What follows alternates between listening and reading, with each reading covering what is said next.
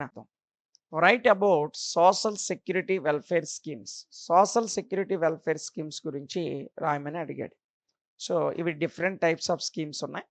వీటన్నిటిని నేర్చుకుంటే మనకి ఈ క్వెషన్ ఎస్ఐ క్వెషన్ కింద అయినా ఉపయోగపడుతుంది. లేదంటే షార్ట్ ఆన్సర్ క్వెషన్ కింద అయినా ఉపయోగపడుతుంది. చాలా చాలా ఇంపార్టెంట్ ఈ క్వెషన్. సో, ఏంటి ఇండియాలో ఎస్పెషల్లీ సెంట్రల్ గవర్నమెంట్ తీసుకొచ్చినటువంటి different social security welfare schemes ఏంటో బ్రీఫ్లీగా మనం ఇక్కడ డిస్కస్ చేద్దాం. ఓకేనా? ముందుగా ఫస్ట్ స్కీమ్ చూడండి. ప్రధానమంత్రి శ్రమ్ యోగి మాన్ ధన్ యోజన. దీన్నే పీఎం శ్యామ్ అని పిలుస్తాం. ఓకేనా? సో, సింపుల్‌గా ప్రధానమంత్రి శ్రామ్ యోజి మాన్ అనేటువంటి ఈ పథకాన్ని సింపుల్‌గా పీఎంఎస్వైఎం, సింపుల్‌గా పీఎం శ్యామ్ అని పిలుస్తారు. ఎందుకు ఈ పథకాన్ని తీసుకొచ్చారు? దీని ఉద్దేశ్యం ఏంటి? దీని బెనిఫిట్స్ ఏంటి? దీనికి యొక్క ఎలిజిబిలిటీస్ ఏంటో డీటెయిల్‌గా చూద్దాం. ఓకేనా? It is voluntary and contributory pension scheme. ఇది వ్యక్తిగతంగా ఎవరికి వాళ్ళు వాలంటరీగా కాంట్రిబ్యూట్ చేసేటువంటి ఒక పెన్షన్ స్కీమ్ అన్నమాట. సో, ఈ స్కీమ్ ఏం జరుగుతదంటే monthly contribution ranges from 55 to 200. ప్రతి వ్యక్తి కూడా నెల నెల రూ. 55 నుంచి రూ. 200 కాంట్రిబ్యూట్ చేయాలి. And depending upon the entry age of the beneficiary. మరి ఎవరు రూ. 55 చెల్లించాలి? ఎవరు రూ. 200 చెల్లించాలంటే అది వారి యొక్క ఏజ్ మీద డిపెండ్ అయి ఉంటుంది. ఓకేనా? నెక్స్ట్, అండర్ దిస్ స్కీమ్, ఈ స్కీమ్ కింద 50% monthly contribution is payable by the beneficiary and each equal matching contribution is paid by the central government. So, ఇందులో 50% మంత్లీ కాంట్రిబ్యూషన్ అనేది ఎవరైతే బెనిఫిషియరీ అంటే లబ్ధిదారుడు ఎవరైతే ఉన్నాడో అతను చెల్లించాలి. మిగతా 50% ఎవరు చెల్లిస్తారంటే సెంట్రల్ గవర్నమెంట్ చెల్లిస్తుంది ఈ స్కీమ్‌లో భాగంగా. ఓకేనా? Next, eligibility. సో, ఈ యొక్క పథకానికి ఎవరు ఎలిజిబుల్? ఎవరు అర్హులు ఒకసారి చూసినట్లయితే beneficiary should be an Indian citizen. ఖచ్చితంగా లబ్ధిదారుడు భారతీయ పౌరుడై ఉండాలి. Next one, unorganised construction site workers, workers in industries of leather, handloom, mid day meal and rickshaw. అదేవిధంగా two wheelers, rag picking, carpenters, fishermens etcetera. ఎవరెవరికి ఈ పథకానికి అర్హులంటే ముఖ్యంగా వాళ్ళు అనార్గనైజేషన్ కన్‌స్ట్రక్షన్ సైట్ వర్కర్స్ గాని, లేదంటే ఇండస్ట్రీస్ ఆఫ్ లెదర్ గాని, హ్యాండ్లూమ్ గాని, ఇలాంటి ఇండస్ట్రీస్‌లో పనిచేసిన శ్రామికులు గాని, మిడ్ డే మీల్ వర్కర్స్ గాని, రిక్షా కార్మికులు గాని, టూ వీలర్స్‌కి సంబంధించిన గాని, ర్యాగ్ పికింగ్‌కి చెందిన వాళ్ళు గాని, కార్పెంటర్స్ వడ్రంగిలు గాని, ఫిషర్‌మెన్స్ జాలర్లు గాని, వీళ్ళందరూ కూడా ఈ పథకానికి అర్హులు. ఓకేనా?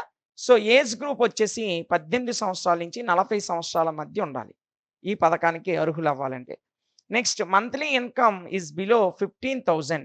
ఆ వ్యక్తి యొక్క మంత్లీ ఇన్‌కమ్ అనేది 15,000 కంటే తక్కువ ఉండాలి. And not a member of EPFO or ఈ ఈఎస్ఐసి ఆర్ ఎన్‌పిఎస్. ఇవన్నీ గౌట్ ఫండెడ్ స్కీమ్స్ అమ్మ. ఇందులో వాళ్ళు ఖచ్చితంగా మెంబర్ అయ్యి ఉండకూడదు. అందులో మెంబర్ అయ్యి ఉంటే ఈ స్కీమ్‌కి వాళ్ళు ఎలిజిబుల్ కాదు. ఓకేనా? మరి ఈ స్కీమ్‌కి ఈ అర్హతలన్నీ ఉన్నాయి. రూ. 55 నుంచి రూ. 200 మనం చెల్లిస్తున్నాం. అయితే మనకొచ్చేటువంటి బెనిఫిట్స్ ఏంటి? సో, ఆ బెనిఫిట్స్ ఏంటో ఒకసారి చూద్దాం రండి. Benefits after attaining the age of 60 years. 18 సంవత్సరాల నుంచి 40 సంవత్సరాల మధ్యలో ఉన్నటువంటి వాళ్ళందరూ ఈ స్కీమ్‌లో భాగంగా నెలకి ఎంతో కొంత కడుతూ ఉంటే, 60 సంవత్సరాల తర్వాత beneficiaries are receive minimum monthly assured pension of RS 3,000 on death of the beneficiary. ఆ బెనిఫిషియరీ అంటే లబ్ధిదారుడు చనిపోయినంత వరకు ప్రతి నెల రూ. 3,000 పెన్షన్ అందుకుంటాడు. And suppose is eligible for 50% month pension. ఒకవేళ చనిపోతే మరి కుటుంబానికి ఆ మంత్ పెన్షన్‌లో 50% అంటే ఒక రూ. 1,500 కుటుంబానికి ఇస్తారనమాట కొంతకాలం పాటు. If husband and wife both joins the scheme. భార్యాభర్తలిద్దరూ కూడా ఈ స్కీమ్‌లో జాయిన్ అయినట్లయితే they are eligible Rs 60,000 monthly pension jointly. ఇద్దరికీ కలిపి నెలకి రూ. 6,000 పెన్షన్ వస్తుంది. ఇది ప్రధానమంత్రి శ్రమ్ యోజన పథకం. ఇక రెండోది national pension scheme for traders and the self employed persons.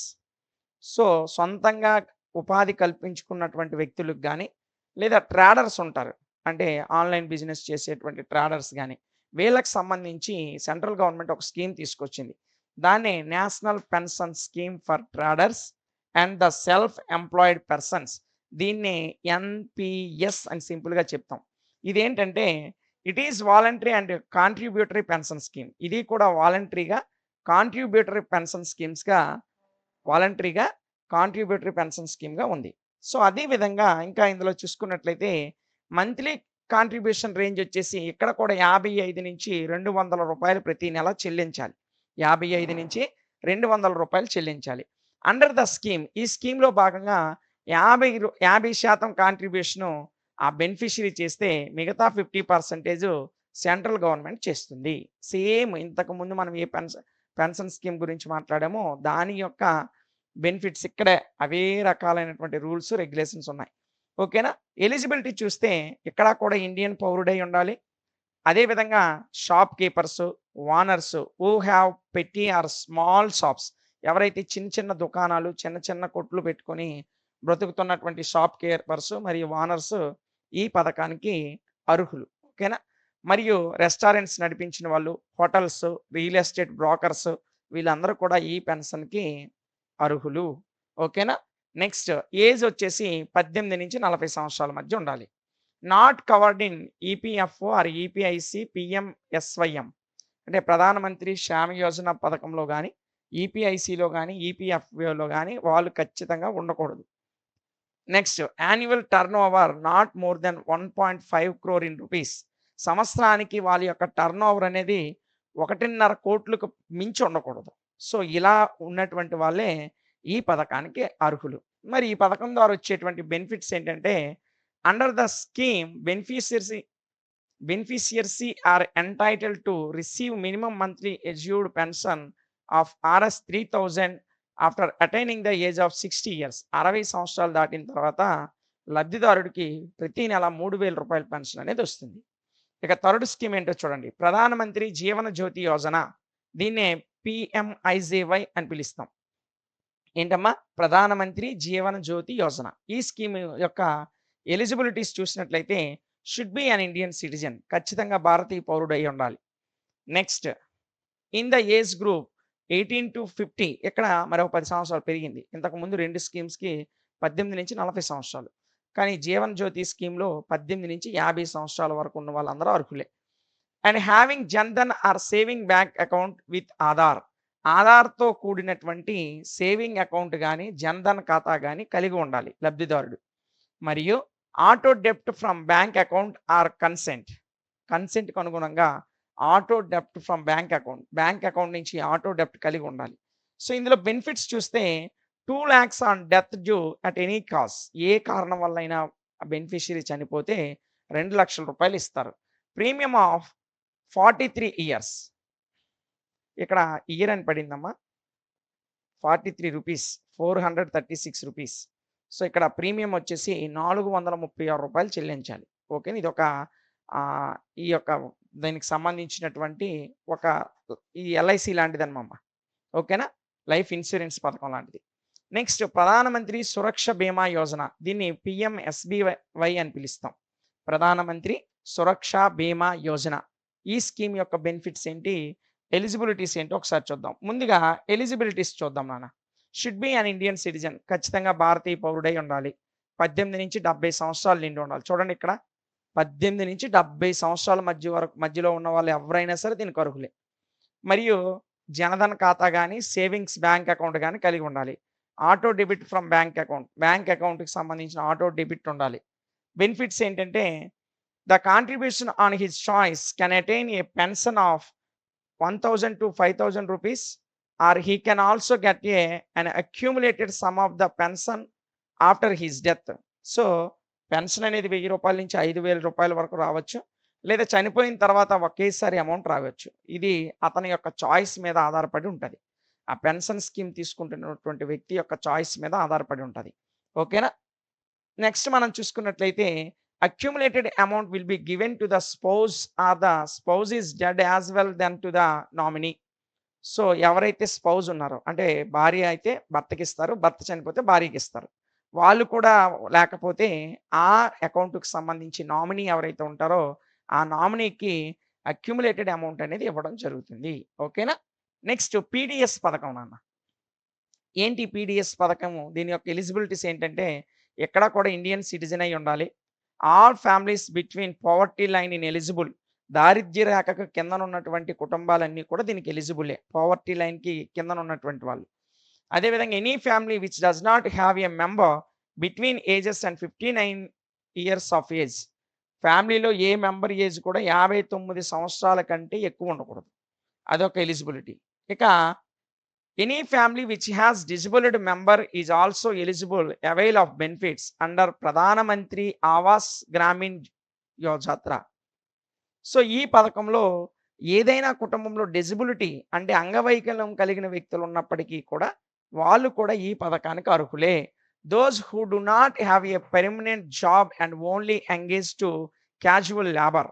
So వాళ్ళు పెర్మనెంట్ జాబులు అవ్వచ్చు లేదా ఒక క్యాజువల్ లేబర్‌గా ఉండొచ్చు. ఎవరైనా సరే దీనికి ఒక రకమైనటువంటి అర్హత కలిగి ఉన్నటువంటి. దీని బెనిఫిట్స్ ఏంటంటే 35 kg of rice wheat every month. ప్రతి నెల 35 కేజీల ధాన్యం 35 కేజీల బియ్యం గాని, లేదంటే గోధుమలు గాని ఇస్తారు.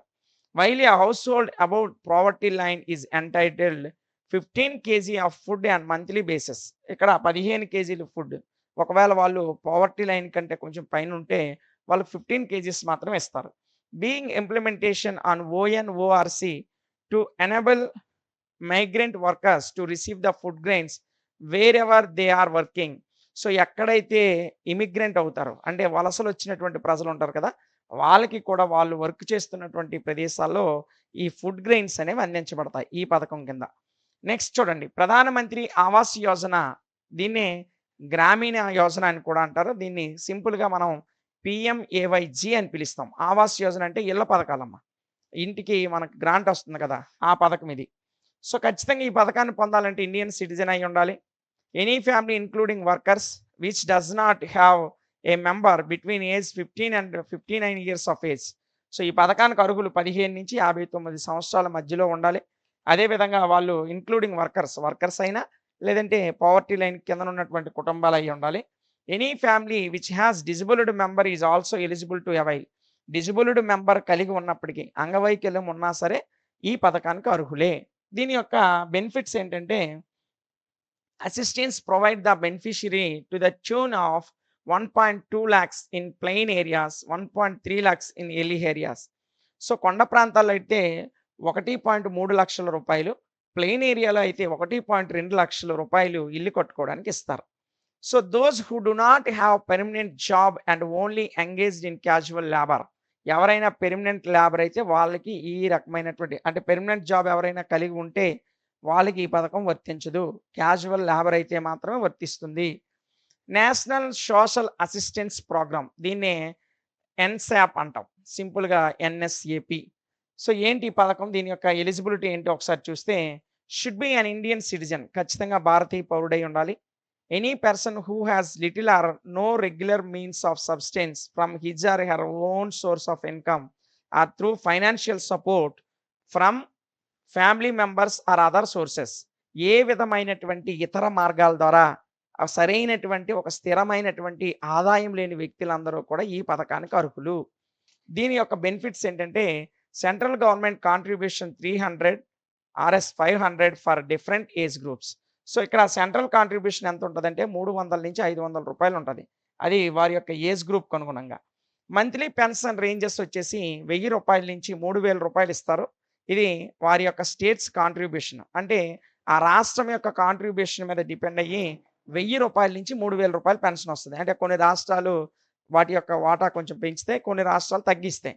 అందువల్ల మినిమమ్ 1000 నుంచి 3000 రూపాయలు. మినిమమ్ 1000 మాక్సిమం 3000 రూపాయలు పెన్షన్ వస్తది. ఎంత నాన్న? మాక్సిమము 3000 రూపీస్ పెన్షన్ అనేది వస్తది. సో ఇవి different types of welfare schemes నాన్న. ఓకేనా? సో ఈ స్కీమ్స్ అనేవి మనకు ఖచ్చితంగా షార్ట్ ఆన్సర్ క్వెషన్ కిందైనా అడగొచ్చు. అన్ని స్కీమ్స్ గురించి కలిపి లాంగ్ ఆన్సర్ క్వెషన్ కిందైనా అడగొచ్చు. కాబట్టి ఖచ్చితంగా ఈ క్వెషన్ నేర్చుకుంటే మీకు 2 రకాలుగా ఉపయోగపడుతుంది. ఓకేనా? సో ఇది దీనికి సంబంధించినటువంటి వివరణ.